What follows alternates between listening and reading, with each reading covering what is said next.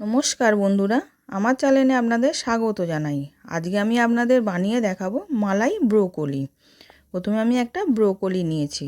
ব্রোকলিটাকে এবার আমি কেটে নেব।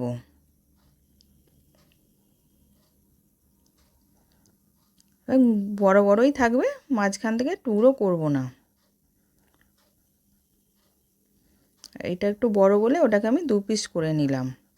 এবার ওইদিকে আমি গ্যাসের মধ্যে গরম জল বসিয়েছিলাম, জলটা ফুটে গেছে। এবার ব্রোকলিটা দিয়ে আমি একটু ভাপিয়ে নেব।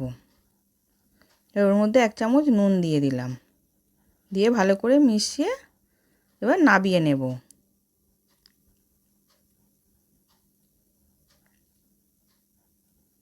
এবার নাবিয়ে ছেঁকে রেখে দিয়েছি।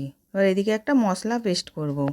1 চামচ কাজু বাদাম, 4-5 কোয়া রসুন, আদা, কাঁচা লঙ্কা, চিজ আর দুধ দিলাম, দিয়ে পেস্ট করে রেখে দেব।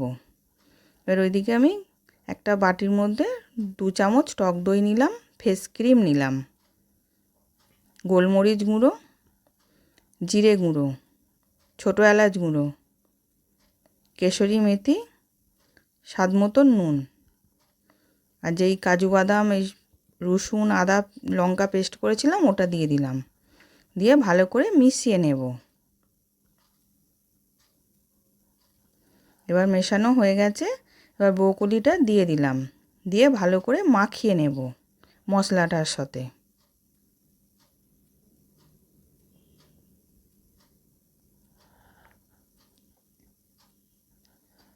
এবার ভালো করে মাখানো হয়ে গেছে। গ্যাসের ওপরে একটা ননস্টিকের চাটু বসিয়েছিলাম, তার মধ্যে বাটার দিয়ে মাখিয়ে নিলাম। এবার ব্রোকলিটাকে আমি দিয়ে সেঁকে নেব।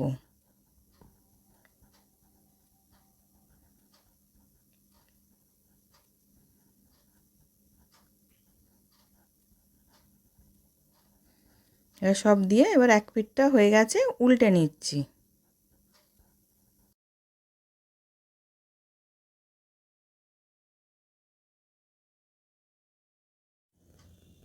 এবার দুদিকটা ভালো করে নেব, উল্টে পাল্টে।